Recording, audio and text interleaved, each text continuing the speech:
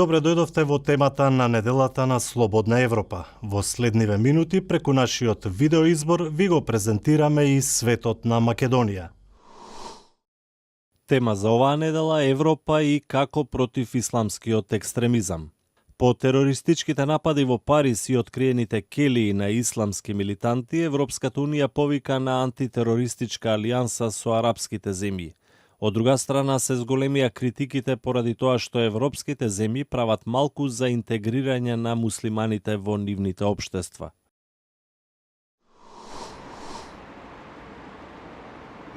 Глобална војна против тероризмот прогласи администрацијата на американскиот председател Џорџ Буш по терористичките напади на Ал-Каеда на 11 септември 2001 година.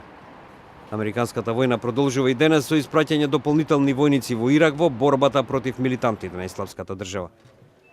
Неодамнешните терористички напади во Париз, кога беа убиени 17 луѓе во весникот Шарли Ебдо и во еден еврејски супермаркет, ја зголемија загриженоста од меѓународен тероризам, како и потребата од поголема соработка за спречување на таквите напади. Белата куќа најави дека на 18 февруари ќе биде домаќин на, како што соопшти, самит за справување со насилниот екстремизам. Целта е да се нагласат меѓународните напори за превенција од екстремисти и нивните поддржувачи од радикализирање, регрутирање или инспирирање поединци и групи да вршат насилства, какви што беа последните во Париз, Сиднеј и Отава. Искрено, тоа е она што ме прави да не спием. Страхувам од осамен волк или мала група луѓе што ќе решат да земат оружје во раце, како што тоа го видовме во Франција, изјави американскиот главен јавен обвинител Ерик Холдер, наведувајќи дека една земја не може сама да запре можноста од тероризам, дури и во рамките на сопстените граници. Европските безбедносни служби сметаат дека најпрви е неопходно да се формира база на податоци на патници со цел да се олесни нивната размена меѓу земјите членки на Унијата. Со тоа, ние ќе можеме да следиме кој каде оди и од каде се враќа, велат од Европол, каде што оценуваат дека е крајно тешко да се спречи некаков напад сличен на оној во Париз. Милитантите на Исламската држава ги инспирираат веќе постојните групи да се реорганизираат и тоа со порадикална идеологија, вели главниот командант на американската војска генерал Мартин Демси. Европската унија најави дека во наредниве недели ќе покрене специјални проекти со неколку муслимански земји, меѓу нив Турција, Египет, Јемен и Алжир, за зголемување на соработката против тероризмот. Тоа беше поздравено од генералниот секретар на Арапската лига Набил Ал-Араби.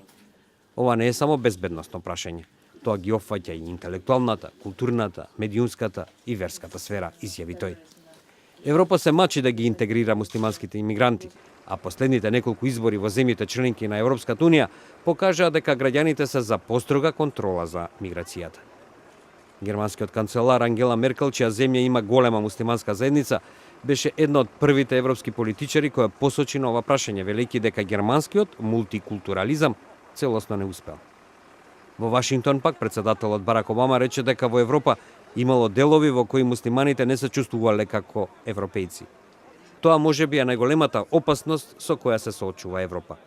Битно е Европа да не одговори само со чекан и со воен пристап кон решавањето на ова прашање, изјави председателот Обама. Тоа беше прилогот од студиото во Прага. Нашиот неделен видеоизбор го продолжуваме со информација и реакција на истата тема од Скопје. Македонија, поради својата положба и мешаниот етнички и верски состав на населението, според аналитичарите, е дел од овој глобален проблем. Особено, како што велат, загрижува тоа што десетици граѓани на Македонија доброволно се борат во редовите на милитантите на Исламската држава во Сирија и во Ирак. Господин Дерала, по терористичките напади во Париз и минатонеделните раци во джихадистичката келија во Белгија, во Европа настана тревога поради можни нови напади. Какви се опасностите за Македонија од ваквите случувања? Тероризмот е глобална појава и трагичните настани, крвавите настани во Париз и се разбира рефлексијата во Белгија и се разбира и сите останати настани кои ќе следат неминовно по овие акции, овие настани.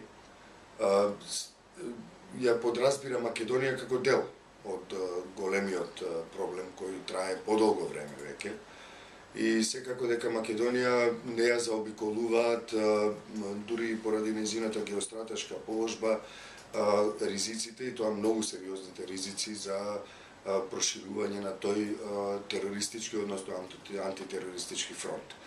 Акциите кои ги преземаат терористите нема да се ограничат само на неколку земји во јадрото на Европската унија, туку тие ќе одат и многу пошироко. Во контекст на Македонија и незината структура обштествена, етничка, културна, секако и политичка, а и безбедносна, знаеме дека Македонија е во голем ризик, многу сериозен, многу висок ризик. Неодамнешните проценки беа дека 20 на македонски државјани како доброволци заминале на боиштата во Сирија и во Ирак. Какви се ризиците од можното нивно враќање во Македонија? Доколку не останат таму, односно не загинат таму, секако дека немаат каде да се вратат, освен ако не бидат прекомандувани во некои други земји.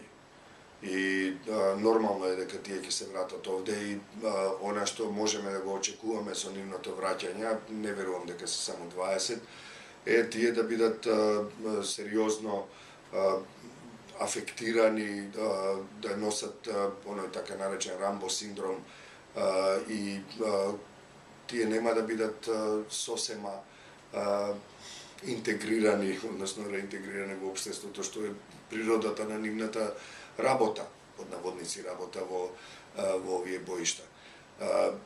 Мислам дека тоа е еден сериозен ризик кој произлегува и од низа други околности кои што се однесуваат на безбедносната структура, безбедносната состојба во Македонија, и тоа е сериозен ризик.